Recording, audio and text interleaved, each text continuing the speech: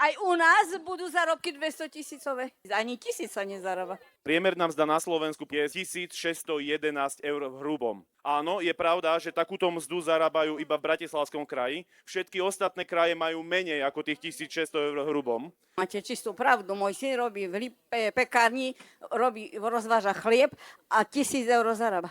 A keď sa pozrieme na Maďarsko, Českú republiku alebo Poľsko, tak oni majú priemernú hrubú mzdu. Maďarsko má 2100 eur, Česi majú cez 2000 eur, Poliaci majú 2200.